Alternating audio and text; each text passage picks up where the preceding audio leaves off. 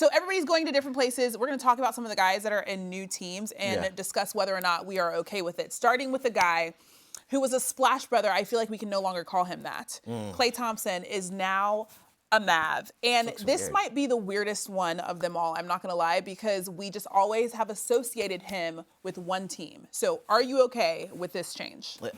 I'm not okay with how it looks because that just looks weird, but I am okay with Klay going to the Mavs because he's just in a better place. At this point, I feel like he deserved better. With the way that the Warriors did him, when they won the championship and they had an opportunity to re-sign him, the Warriors chose not to. And Klay described his emotions about that as something disrespectful. He felt miserable because they gave Draymond Green that 4-year, $100 million contract extension, and they were only offering Klay about 2 years. So now he gets to go to a Mavs team where he can get that reset. You know, sometimes a new environment, a new place can make you feel better internally. And one thing about Klay, he opens up to the media like it's a therapy session, and we know exactly how he feels. Just looking at it right now, Mavs shot 31% from three in the finals. They struggled to get scoring from anyone besides Kyrie and Luka. And now you get Klay Thompson, who shoots nearly 40% from three, average nearly 18 points per game. I think this is a great addition. It's going to look weird,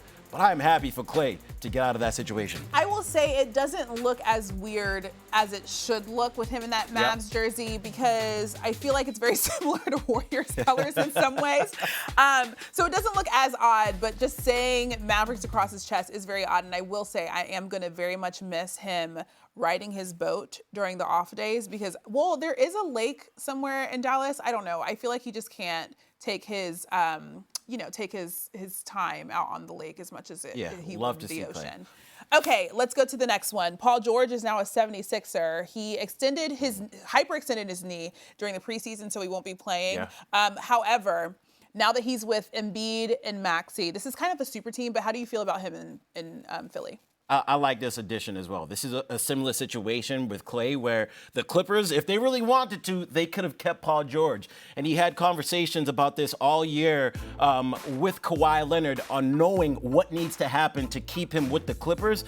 But PG said on his podcast that the Clippers initially offered him a 2-year deal worth $60 million, which he also described as disrespectful. So he said he would have taken that same deal that Kawhi got, which was 3 years, $150, but he wanted a no-trade clause. And the Clippers said, nah, we're good. We don't want to offer you that no-trade clause. But now the Sixers get a guy who had a career high in just about every single shooting category last year, was on his 9th All-Star team, and you pair him with these three dudes, those are all Paul George. It's all Paul George.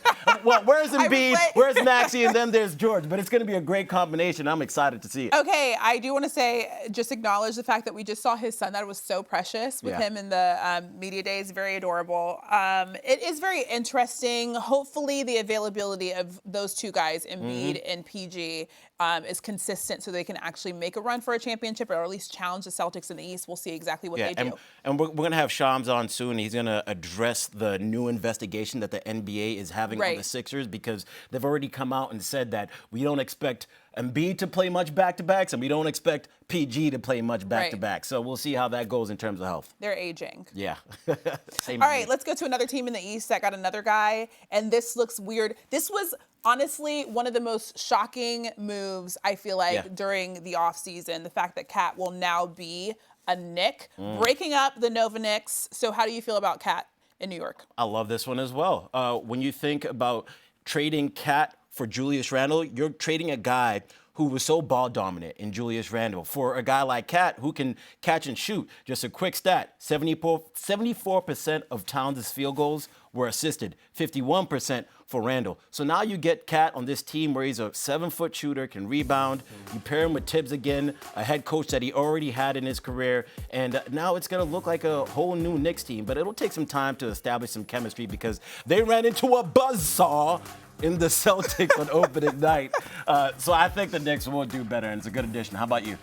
Okay, so Cat, I just want to talk about Cat in New York as a person. he doesn't seem like a New York guy. I feel like the culture fit is very interesting to me, so I'm curious how it works out. He is dating Jordan Woods, though. I'm sure she likes being in New York. My girlfriend knows the same thing. That's the only way she's like, oh, he dates Jordan Woods. like knows nothing about him. That part about him might be New York because she probably likes being in a big city versus being not in a big city in a small, cold town. But I do feel like it's very interesting. Him as a New York guy. I'm very curious to see how the New York fans embrace him. Next, we have Chris Paul, who is currently playing for a coach that he said he hated, allegedly. But look at him. He looks like he belongs in a Spurs jersey, I guess. How do you feel about it? Love this one. Chris Paul, leader. Inside the NBA, they call him the greatest leader of all time. And what you get is this dude to be paired up with Victor Wembanyama. Remember Chris Paul at Lob City? Now we got Chris Paul in San Antonio doing the same thing that he did in Lob City. I love the addition. How about you?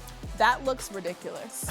Oh. Chris Paul standing next to Wemby might be, how tall is Chris Paul? Like what, 6'2"? Yeah, I can't even tell you. Honestly. He might be like 6 foot. He should literally never stand next to Victor Wembanyama ever again. Just pass him the ball. Don't ever do that again because that's kind of embarrassing. I feel like it's interesting. Chris Paul, obviously one of the older OGs in the league. He wants a chip so bad. I don't know if he's going to get it with the Spurs. No. But we'll see. He's helping with the changing of the guard. Yeah, that's Christine, true. as we just talked He's a about. vet that can teach the young guys. Okay.